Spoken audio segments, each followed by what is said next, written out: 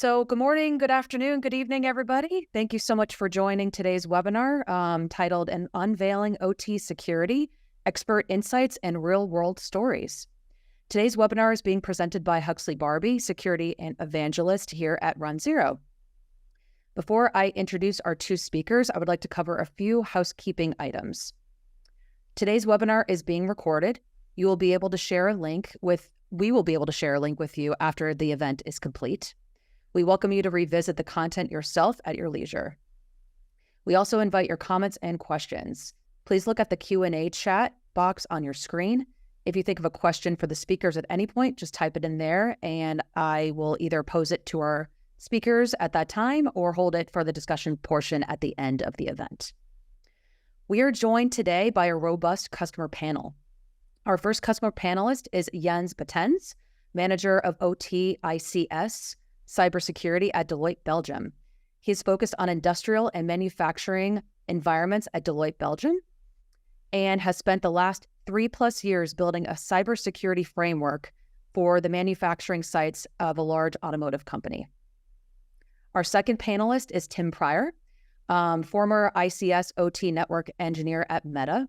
After a short tenure at Meta, he is now working with a diverse team at Amazon on an electrical preventative maintenance program.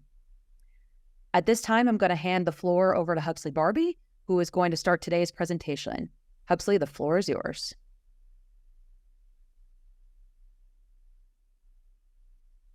All right, thank you, everybody. Welcome to this runZero webcast on OT security. Today, we have two distinguished guests that will educate us on some of the critical challenges of securing OT environments. So, Jens, let me start with you. You've worked with a lot of customers to help defend their ICS environments or to help them recover from incidents.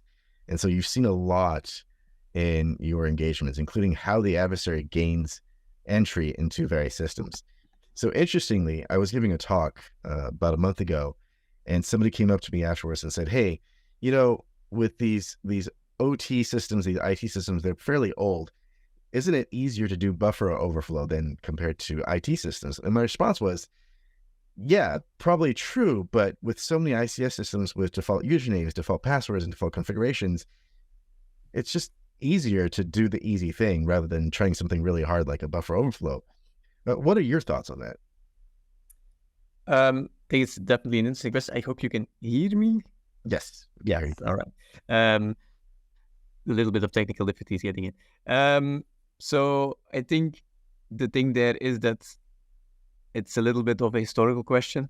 So historically, a lot of these systems don't really have security in mind. I think if we pose it as a question, how easy would it be to get into an IT system if there was no security administrators? Would be quite easy as well. So I don't think there's really a difference there.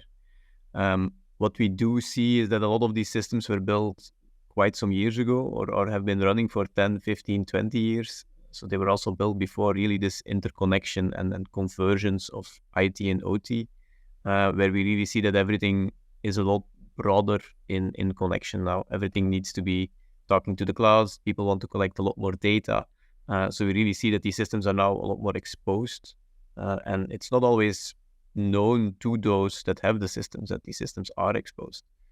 So really see a lot more availability. I think on the question, should you exploit them? You already give a bit the answer. Of course, if you can take an easy route, you can take an easy route. And it doesn't need to be more difficult than it really is. Yeah. And it's very interesting how this IT OT convergence from, starting like 2005 or so has sort of really led to this exposure of these ICS systems over the internet, making it easier for the adversary. Because you used to have to you had to walk up to it in order to compromise it, right? All right. Mm-hmm. So Tim, turning to you now, your OT experience lies with what is known as FACNET or FacilitiesNet. And technically, this does not fall under the definition of critical infrastructure and key resources. But nevertheless, I feel like it's probably just as important to us as some of these other type of OT environments because we're in these buildings.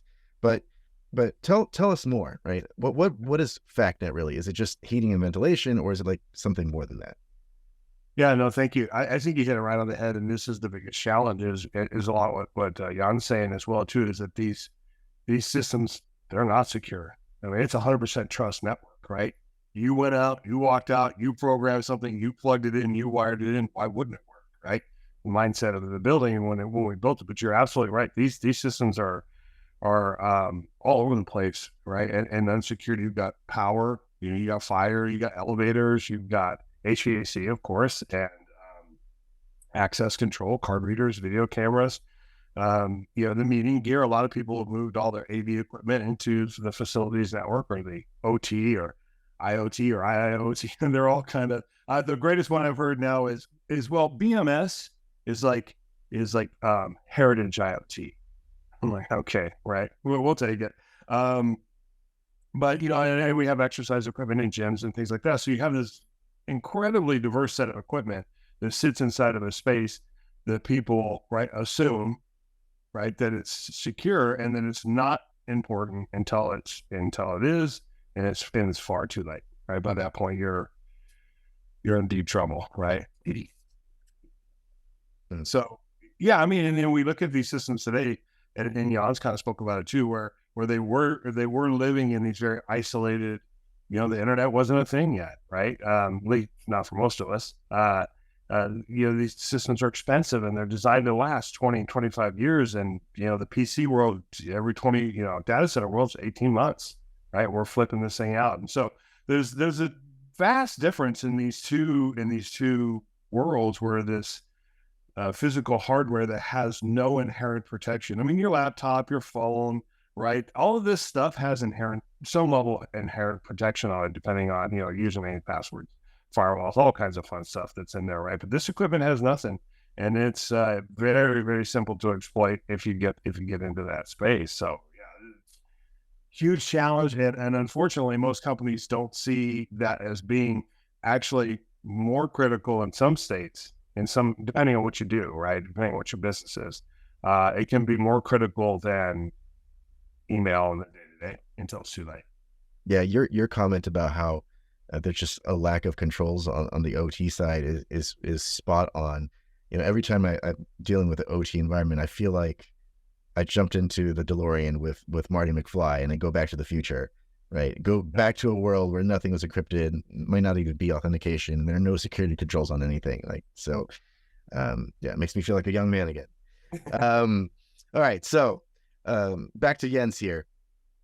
We've all heard about the Purdue model, right? And how risk is supposed to be stratified across these different layers, and how you're not supposed to be able to jump from one layer to a non-adjacent layer and all this stuff. And in theory, if the adversary were to get to own a PLC in the nested devices, supposedly they would have to go through those upper layers first to get down to the bottom. But here's the thing, how often do you see in the field the adversary directly infiltrating the ICS environment rather than going through all the layers from the IT side? Yeah, I think that also depends a bit on how you see directly infiltrated. I think a lot of the latest attacks that we've seen on ICS environments come in through a TeamViewer session, a VPN session that is compromised. Is the question there? In my opinion, that is direct compromise of the ICS environment, because if I get access to a VPN or a TeamViewer session and it drops me into the ICS network, it's a direct attack on the ICS network. Maybe some IT controls are involved with, for example, a VPN, but not really that much. I think if we really look at attackers that are interested in this ICS space, that's a very limited group. It's only the very mature. I think if we even look mostly at nation state attackers that are interested in attacking ICS controls really by intent. Others will reach it by accident, but I think the majority of impact is still classic ransomware. Of course, if you have an OT network and it has a Windows 7 PC sitting somewhere, it will also get encrypted, and you will also have impact on your ICS systems. That's really, let's say, the thing we have there. And maybe on that topic as well of going into the ICS network, if you have control over an ICS network as an attacker, I doubt that anyone is really exploiting it at this point. Because if I would have, let's say, control over an electricity grid or a water treatment plant, what do I gain with stopping it? I will likely get caught. And if I really instigate anything with this, there should be a lot of intent. And as said, in my opinion, the nation states that might have this access will probably be sitting, waiting in kind of a Cold War situation. Yeah, that's an interesting point. Just because ICS systems are so insecure doesn't mean that the adversary is necessarily going to exploit that insecurity, at least not right now, which to my mind means like things are actually a lot worse than they appear. Is the way I take it. But I'm a little more pessimistic than some. Speaking of pessimism, Tim, I'm not very familiar with FacilitiesNet, but what do you think is the biggest risk for facilities? Or to put it another way, if you were the adversary and you come upon a new facilities network, like what are the first things that you would check for to try and infiltrate?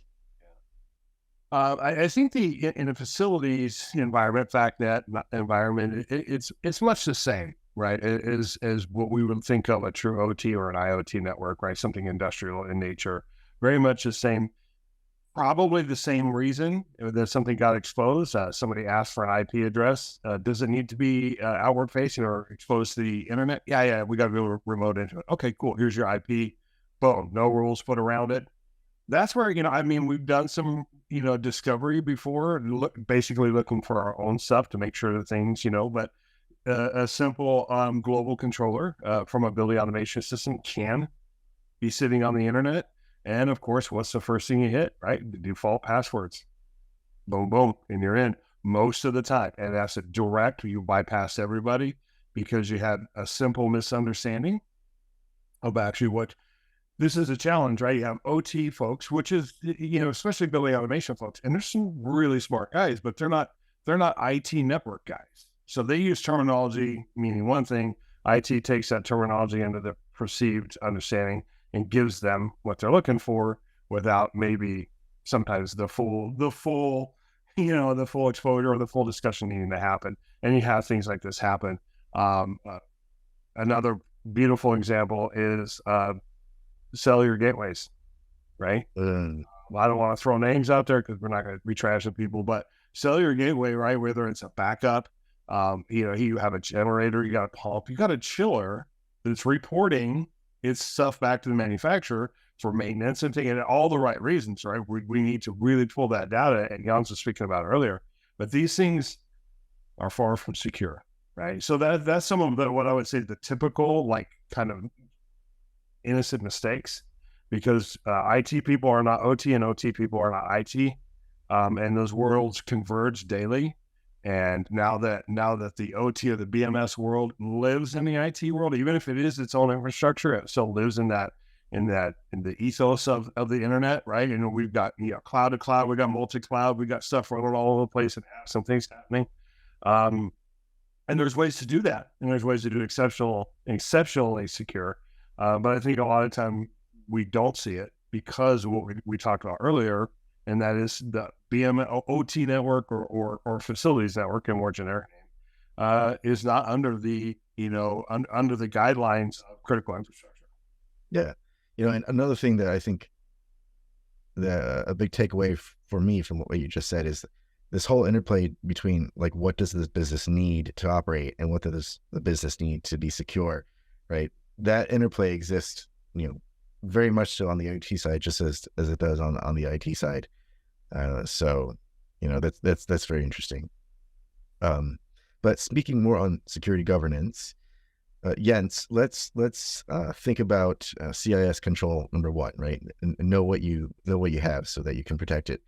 When you walk into a new ICS environment, how often do your customers know what they have or think they know what they have? And how often does reality match up to their understanding?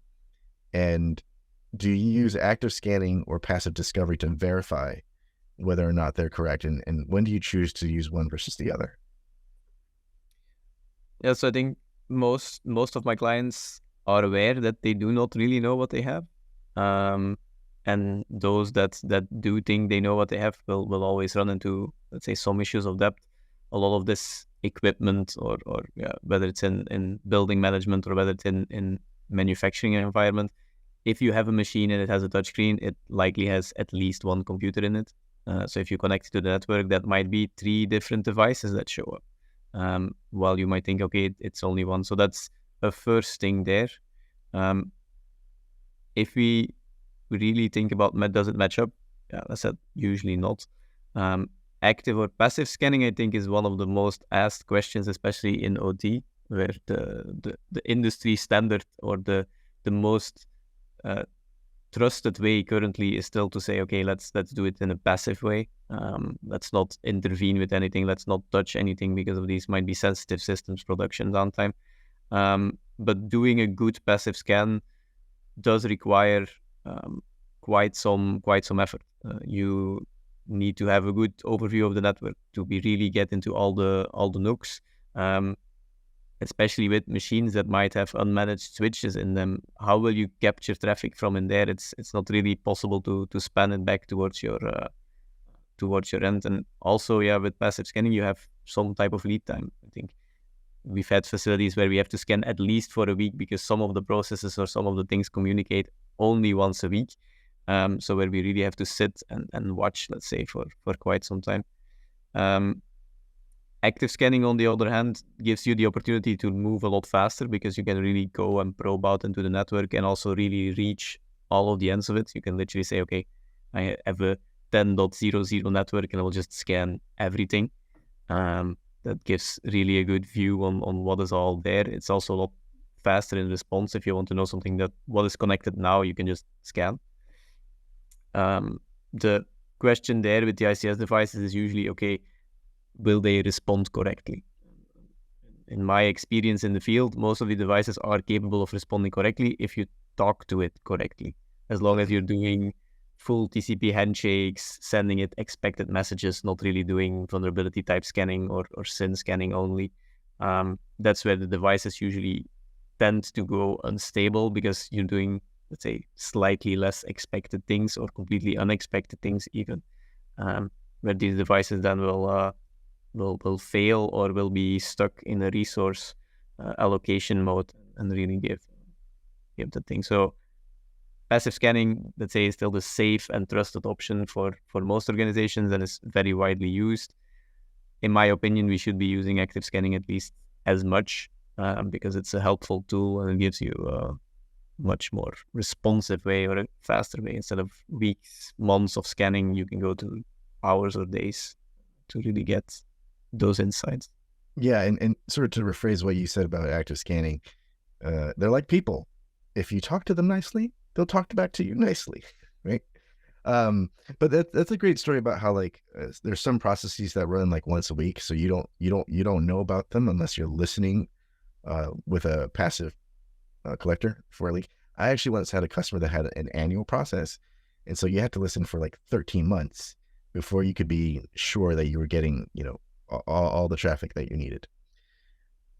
So same type of question, but to you, Tim, but on the facility side. And, one thing about your experience that's really fascinating is you've not just done FacilitiesNet for just one building, but an entire university campus, right?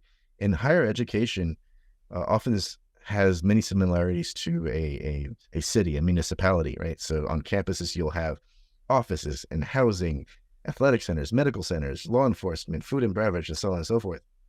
And then oftentimes, some of these campuses even have like power generation. And these mini organizations on the campus are often, they often have a lot of autonomy, so they could do whatever they want, essentially, to put it bluntly. So with facilities, how often have you seen where the network in reality diverges from, the understanding of what, or the model of what the network should be? And would you use active scanning or discovery? Yeah, I would say almost every time, right? Truthfully, I mean, there's going to be the outliers that somebody has been really tight and had great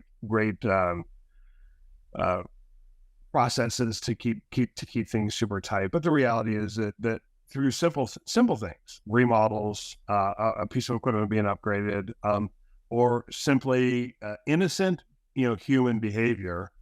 We talk, I plug my phone into the USB port on my workstation in the control room, and now I have a problem on the network potentially, right? Things like that, or things have been remodeled, added to it, different stuff have happened. Some buildings are merging. Maybe, sometimes in the higher education, probably government the same way, where things happen in phases.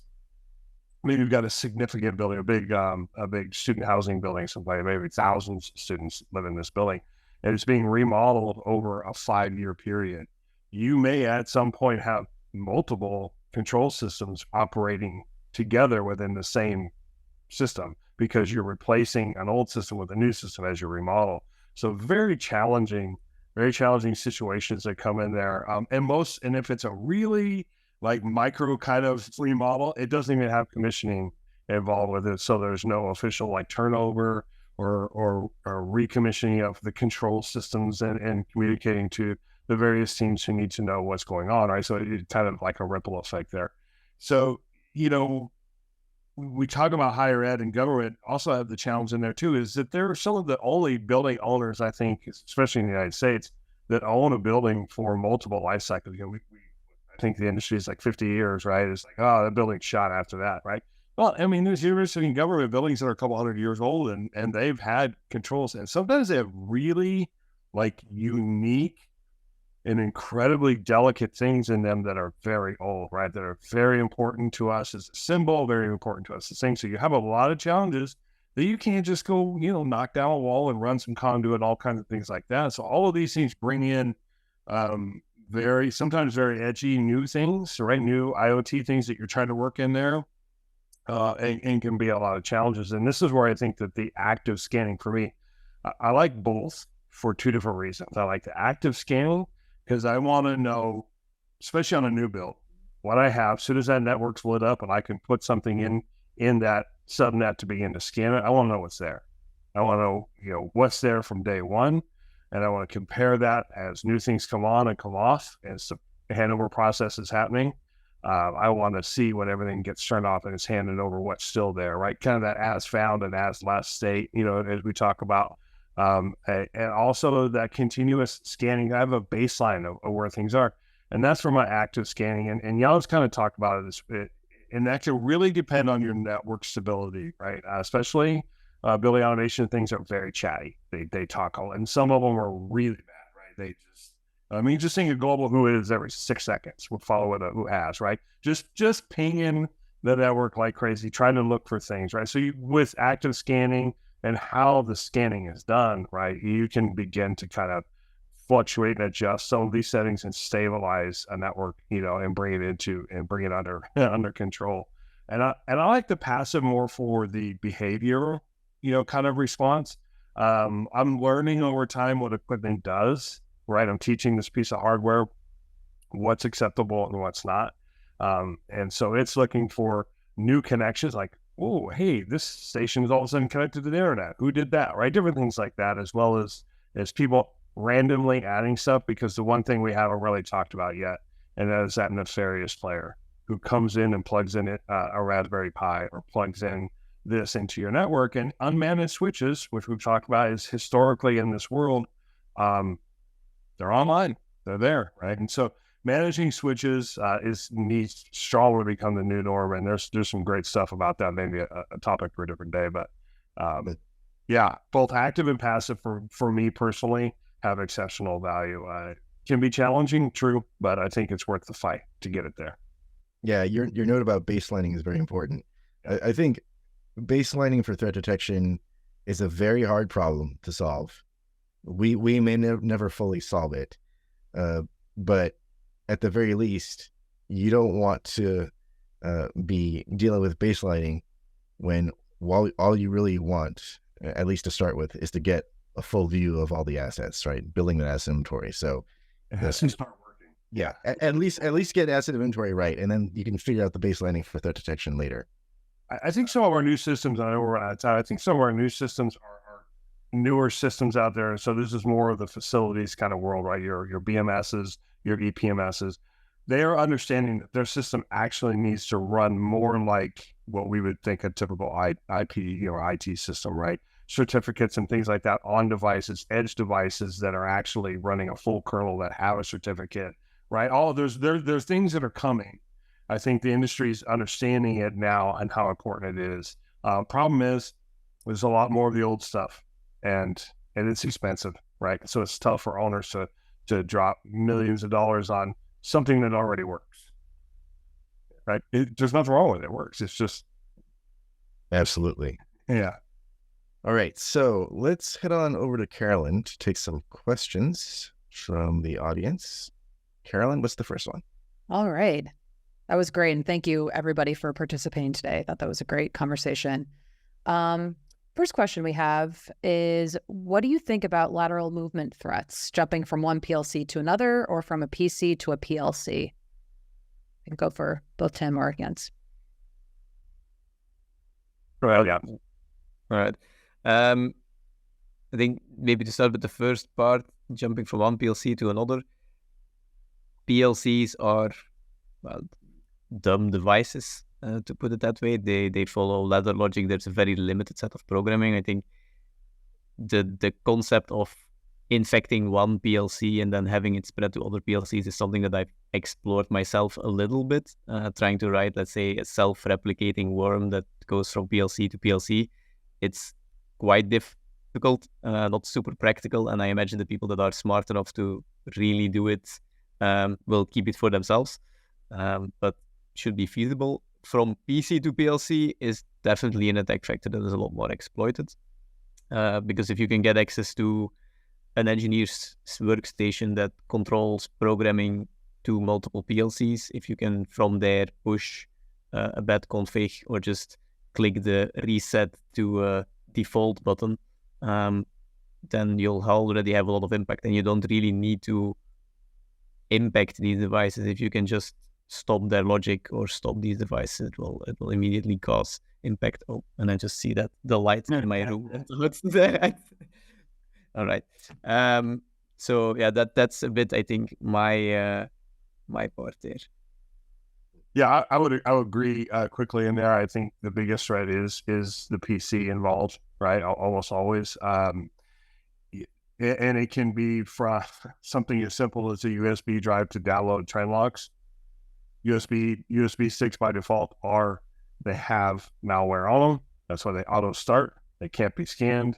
You shouldn't use them, right? It's some of these kind of things that we have to really get in this world of understanding how really vulnerable things are. And and I would say the PC, the workstation to the server is the most damaging, right? Because most PLCs and BMS controllers, I mean, there's different logic involved, but they start pumps, they turn things on and off, right? They monitor sensors. It's kind of right at its rudimentary thing. It's the same stuff, different logic that runs them, different speeds that they run at. PLC world and making widgets, 1,000 widgets a minute. BMS runs in 15-minute intervals, right? It's all about comfort and different things like that. So the speed is different, but yeah, the real risk there is the HMI part of that, and that access to the internet, right? And behavior around there. But it's a real thing, and it has to be. This is where we come into new devices being introduced to the network, instantly knowing about it, and then instantly knowing about when a behavior of a device changes. Two different things, right? And then a known problem exists to be able to query against the entire corpus of your asset management and instantly get a response, so you know how to go deal with it quickly, right? Paramount in being successful in that space. I think it's worth remembering that the adversary is going to do the easy thing. So if there's a Windows XP device where Eternal Blue is going to work, that's what they're going to go for. So, all right, next question. Thank you so much. Next question we have here is: the Purdue Model Enterprise IDMZ OT still relevant? I don't know if you want to take that one first, Tim, or shall I kick off again? Purdue is not controversial at all, right? Yeah. So I would say all the models have their plus and minuses, right? But let's just put it this way: if you can't see something, you can't hack it, right? If you can't find it, if you cannot find it, you cannot hack it, right? So some of these models, the reality is things were created in this world. Do they evolve as fast as the bad player? Never, right? And we have to be right every single time. So it's and all they get to do is get lucky once and they're in, right? And then there's problems. So I won't get that hornet's nest too much. No, I think the Purdue model, it has some parts that are definitely relevant. The fact that you have layers and technically, let's say, being able to cut off your OT and then like a midway point and say, okay, everything will still keep operating if we make this cut. However, I believe that it's becoming more and more difficult to do this. The next step will probably be running things in the clouds or running like operating like your SCADA systems are in the cloud. Like you're now literally connected to the internet, maybe because even you have more uptime than a physical server if you run it in the cloud. And your internet connection is literally better than the energy provider to your building. So running your critical infrastructure somewhere offsite is interesting to do. Something. Let's kick it just a little bit, right? So the idea of like seeing something in a network that's misbehaving and snatching that out of the network, if it's a PC, a laptop, a printer, even a server, okay, there's services that may go down and something like that. You snatch something out of the middle of a network in an OT world, right, an industrial world, you could actually hurt people, right? Depending on what that device is, and it really doesn't matter whether it's misbehaving or your interpretation of its behavior is bad, right? The model may be different and what it's actually supposed to be doing. BBMT tables is a perfect thing to drive IT people crazy. You snatch that out of the middle of the network, and all of a sudden that device doesn't allow to talk to anybody anymore, and you isolate it, you broke everything. So to Jens' point, maybe, right? Maybe you get lucky and the right thing is misbehaving and you snatch it. Fine. Go ahead. Sorry. I think to sum it up, Purdue is a nice model. Keyword being model. All right. Next question. There we go. Love it. Thank you so much. Next question we have you seen more implementation of micro-segmentation utilizing VMware, NSXT, and Cisco CyberVision in OT environments? Or more generally, are you seeing more micro-segmentation on the OT side, if you're not familiar with those specific technologies? Yeah. Right. So one of the things Penn State, in this, in full disclosure, was not me. I was fortunate enough to inherit this and learn about this from an incredible team. But Penn State was one of the first to actually deploy a micro-segmentation kind of model, right, to the application layer. Even applications that live on the same server cannot run, and basically you cannot connect to it unless you have the certificate, right? It's like 3.5 on the IP stack somewhere, like is where the handshake takes place. And that's when I come back to this idea of like, you can't see something, you can't hack it, you can't find it, right? And things are allowed to move within the network. Your east and west, right, with your micro-segmentation is very strong because you said this can talk to that, and that tunnel is okay. And that helps stop the question earlier, and that is that migration from PLC to PLC or PC to PLC, because those devices are not okayed to communicate, and therefore they don't ever, right? So we did my team had done this, hundreds and hundreds of buildings within the network with the right technology, the right application and stuff done there. It can be done very well and be hyper productive, right? And actually things like emergency remote, control centers in case your building burned down. Find a plug and a cell phone, or it's got a cell phone built into it and you're online, things like that. Incredible technology in my experience. All right, Jens, micro-segmentation in OT? Possible. easy to achieve if you have a greenfield, I think. I think if you do brownfield implementations, it becomes very, very difficult, mainly because something we referred to in the beginning as well, knowing what you have and then also knowing what talks to what is very important in this case. And yeah, it's going to define whether you succeed or not, because if you start implementing micro-segmentation and then something tries to reach something that it should be talking to and is no longer able to, you will have issues. So there is a very long period of you having to monitor and learn how your network behaves and what is correct or not. So doing it on a greenfield implementation is probably quite easy to do, or will be easier to do, let's say, and a brownfield implementation will either require a lot of knowledge about the network that you already gained in some other way, or will be quite the effort to go through. Yeah. Micro-segmentation, very hard to implement. Great return on investment if you can do it. All right. Okay, so we got time for one more question, Carolyn. Awesome. Sounds good.